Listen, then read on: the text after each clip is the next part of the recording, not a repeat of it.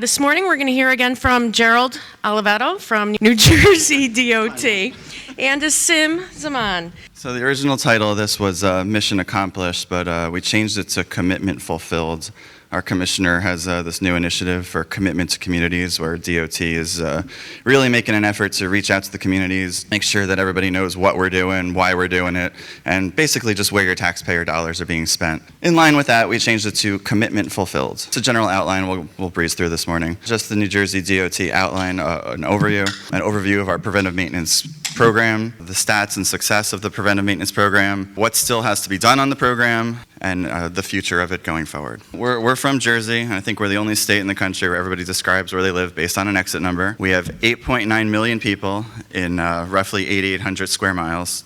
39,000 miles of public roadway, but of those, 3,000 miles are state and U.S. highways that are DOT maintained.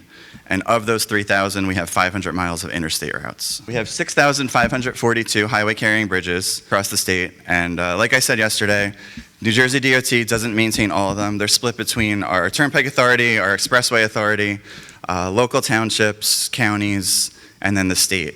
So the state has 2,545 state-maintained highway carrying bridges, 117 orphan bridges. Those bridges were built by railroads years ago, and as the railroads changed hands, nobody wanted to take them, so they fell under state control.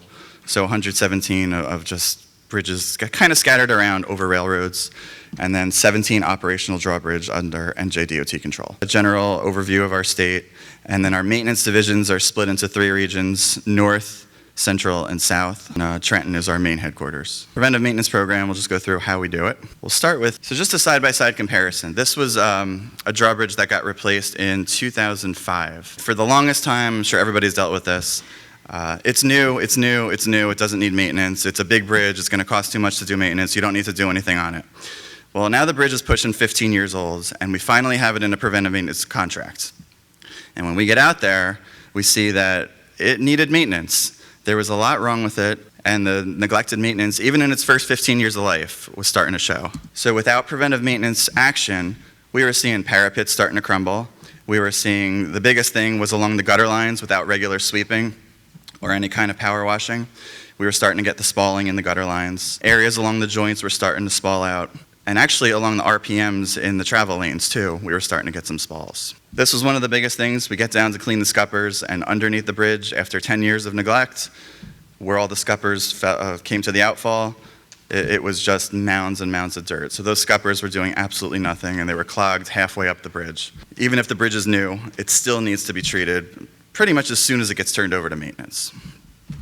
So how do we select our bridges? It's all based on structural evaluation ratings on the NBI scale. Anything greater than 5 is federally eligible. The preventive maintenance program is 100% federal funds. When we have a cluster of work orders that comes from our structural evaluation department, that triggers a contract. So if we see that there's a bunch of them on Route 295, we'll go into 295, we'll put a contract out, and we'll hit everything in the corridor, and every bridge that we go to gets the same treatment top to bottom. And then we'll stay in that corridor. We try to keep the contracts under $10 million. So we'll go until we hit $10 million on an estimate, cut it, and then the following year we'll put out another contract up to $10 million until we get through the entire corridor, and then we know the whole thing's been treated. So just some of the things that we do under this program: header repair, curb repair, deck repair, I'm sure we've all seen that one. Joint reseals, every bridge we go to gets the joint reseal. Where needed on the approaches, we'll put in sidewalk. We can arrange the railing. This one was next to a swim club where someone had kind of just put in a makeshift handicap ramp. So we gave them a nice 100-foot run of sidewalk to connect the swim club to the actual sidewalk across the bridge and then to the township. Deck crack sealing. Application of a corrosion inhibitor. A lot of other states are using overlays and linseed oil, things like that. Jersey didn't want to get into it, and New Jersey FHWA division preferred the corrosion inhibitor. So with this, we power wash the bridge, and then we apply the deck corrosion inhibitor. Approach slab repairs.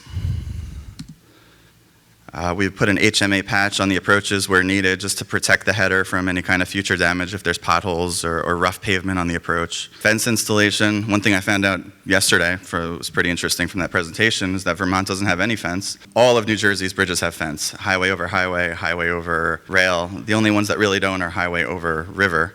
but most of our 2,500 bridges have fence. And then one of the last things we'll do after we're done with everything is we'll go in, we'll restripe it, make the bridge look brand new again, and then install our reflective delineators. So we have the yellows, the whites, and now the reds on the fenders. We reinstall our structure ID plates. This is just helpful for inspection purposes. Substructure concrete repair. We recently got approval to do FRP wrap on our substructures by FHWA. This came about, we had a bunch of spalling on concrete beams over live traffic. I wasn't comfortable just repairing it and leaving it open over live traffic or leaving the repair over live traffic. So this is kind of a belt and suspenders. We'll make our repair and put this over the top of it. This way, if something should fail, the other thing should catch it. We do some waterproofing epoxy. Pressure injection of substructure crack sealing, bearing lubrication. We've been applying a methacrylate flood coat to the substructures. If we see that there's extensive cracking, we'll apply this, and we gave the presentation on that. I think it was in 2016 in Maryland. But all that treatment comes out to about $120,000 per bridge. So the taxpayer is getting a huge bang for their buck with this program. And in the 10 years that we've been doing it, we've really seen a difference in the quality of the structures, the inspection reports, the ratings. It's really starting to have an impact. I'll turn it over to Asim. Now I have the fun part. I get to show you a bunch of graphs and charts. I love it so much. To back up that statement that Gerald just made about showing that this is actually having an effect, we wanted to kind of show some numbers that would actually prove that. So to do that, I need to bring you guys two pieces of data. One is the history of the Bridge Preventive Maintenance Program inside of NJ DOT and our work order system. So let's bring those together. First, the history lesson. So in 2009, we kicked off our bridge preventive maintenance contracts with a single one for $3 million. And we've grown that every single year up until the exception of 2017. But going into 2020, we're planning to have $29 million in programming. And that's a lot of bridges that we're touching. Just to rephrase that in a cumulative line we have here, we've touched about 750 of our 2,500 bridges. That's 30% in the past 10 years. Our goal is to keep on increasing this until we hit 260 per year, which is a magic number so that we'll hit everything on a 10-year cycle.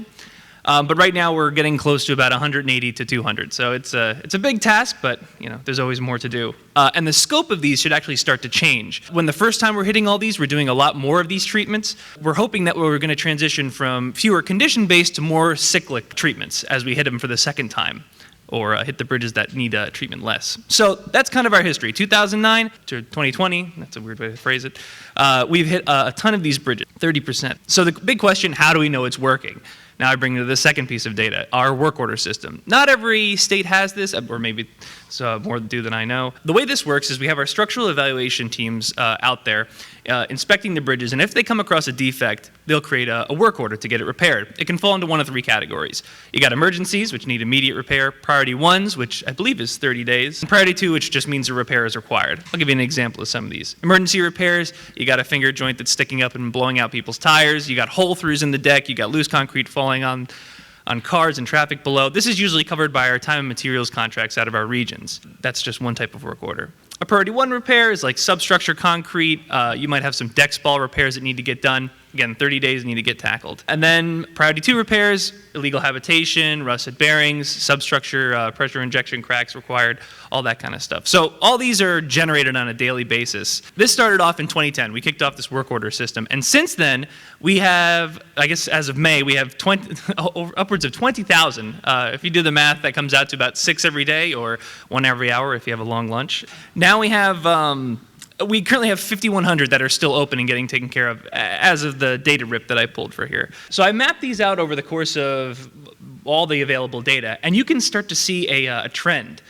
You can start to see an arrest in the growth of these work orders circa 2015. And if you overlay that with the amount of bridges that we've touched with our preventive maintenance, you can start to draw this conclusion. The effects are not isolated to bridge preventive maintenance because we have a lot of other work that's going on. All NJ DOT operations is tackling all these work orders and bridges. But we believe that preventive maintenance has made an impact on this trend by not just stopping or taking care of work orders as they come up, but by preventing work orders from coming up in the future. Because that's the whole goal of preventive maintenance, to have these things not crop up anymore. So hopefully with more data, we can turn that into possibly into a for sure, but I also have another way that we can analyze that for sure. But yeah, that's the big, our commitment to communities proof that we have here. We have to go back. So we're going to go to, I'm going to give you an explanation of some of these new pilots and things that we've discovered inside the Bridge Preventive Maintenance Program. This is kind of like a question to everybody.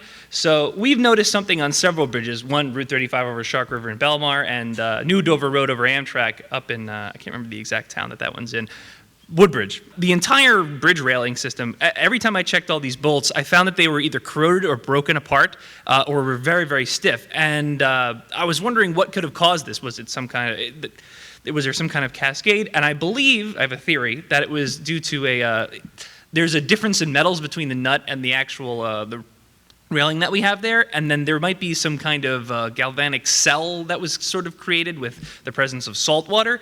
I don't know if any other states have encountered something like this that is widespread, but if it has, I'd love to know anybody's theory. If not, we'll keep on investigating and we'll report back to find out what it is. But replacing the bolts is kind of our moving forward. Next, this is a really fun one that I recently did. This is 2 weeks ago. We were working on some non-destructive evaluation technology because we're trying to improve our estimates when we put out these contracts. We use our best engineering judgment, visual estimation to kind of decide how many deck spall repairs we have on these bridges. We piloted with Rutgers and a company called Thermal Stare to do a infrared analysis of our bridge decks to come up with the number of how many square feet and where we need to do these repairs. We're in the middle of this test right now. We have plans to do a validation where we're actually going to go and chain drag and sound the deck to see if reality matches this image that they presented to us. And if it does, then we can possibly get a much better estimation of the amount of repairs that we want to do going forward.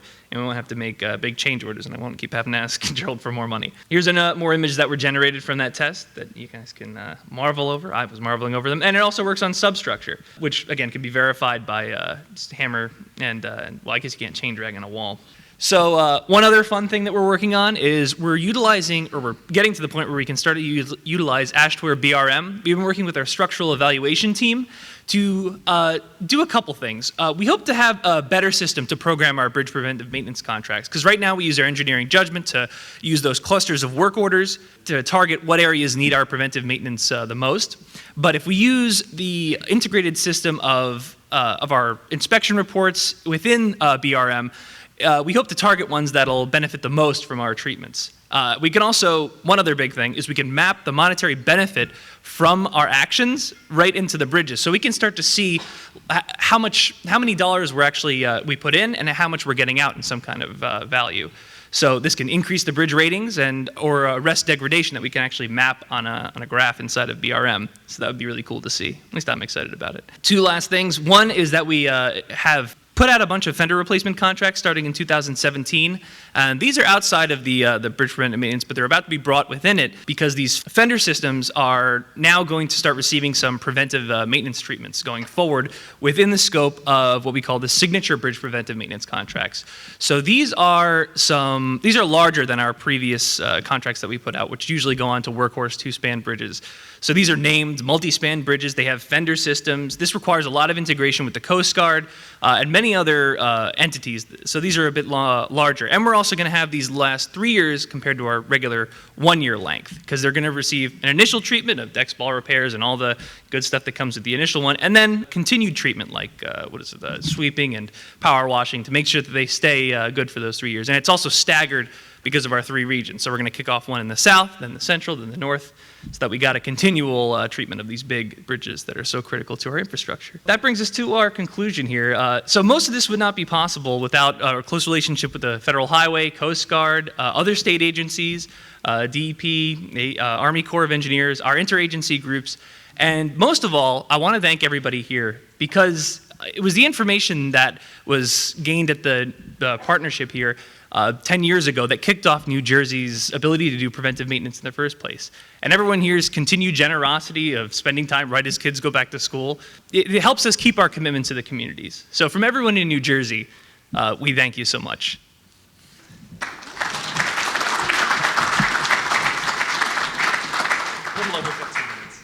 The preceding was produced by the National Center for Pavement Preservation. More information can be found on the web at pavementpreservation.org. Additional support provided by Michigan State University.